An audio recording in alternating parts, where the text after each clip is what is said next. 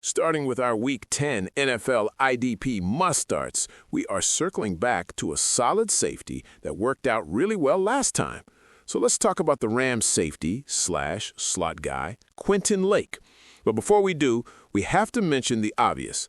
Lake laid a goose egg versus the Saints last week, recording only 2 total tackles. But despite that down performance, Lake continues to be an integral part of the Rams' productive defense.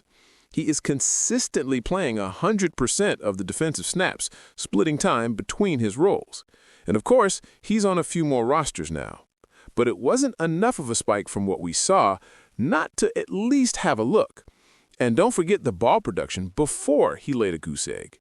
From Week 2 until the Rams' Week 8 bye, Lake recorded 43 total tackles, 10 passes defended, and multiple other game-changing stats like a sack and an interception. And flashing back to about the point we brought him up before, the great news is that the 49ers are still a top 5 safety matchup, just like last time. In that game, he landed 11 tackles and a pass breakup, meaning Lake is a higher-end DB1 this game, and you can start him with confidence again in Week 10 versus San Francisco. Moving to our second defensive back, we are heading to the Bayou to look at Saints safety Justin Reid. Plain and simple, Justin Reid is a veteran Pro Bowl safety who knows how to get it done, and his recent resurgence is no surprise. He just posted his season high and career high of 13 total tackles against the Rams last week, capping off 3 straight weeks of rising production. For the season, Reid averages 5 tackles per game. Over his last 3 games, Reid has truly kicked it up a notch, recording at least 6 tackles in every contest while adding 2 passes defended, a half sack, a tackle for a loss, and a QB hit. But maybe more importantly, this production isn't a fluke. The Saints' defense seems to be chiming, at least in terms of IDP production, meaning the entire system is creating opportunities for tackles and big plays. And the great news is that his matchup is about to get significantly more friendly. Reid goes up against their divisional rival Carolina Panthers this week, who currently rank as a top 5 team in points allowed to opposing safeties. So if you're looking for a solid veteran on a hot streak with a top matchup, Justin Reid is definitely a must-start DB1 for Week 10.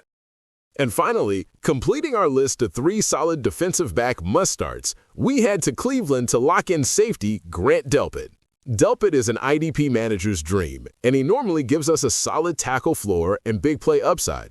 He is a very versatile player in Jim Schwartz's defense and relied on to set the pace for this Brown secondary. And of course, we have to address his 2025 numbers. Delpit's IDP production is down this season, and that's likely because all but one of his games have been against average or below average ranked teams in terms of points allowed to opposing safeties so far this year. But this week, the Jets are offering up a top 12 matchup on paper, which is the softest matchup he's seen since Miami in Week 7. In that Miami game, he recorded 5 tackles, 1 for a loss, a sack, and had a forced fumble for his second-best fantasy game of the season. All in all, Delpit is a proven veteran, and if you're needing someone who might still be on the waiver wire at this point, he's your guy this week versus the Jets. And that wraps up our look at the 3 strongest must-starts in the IDP secondary for Week 10.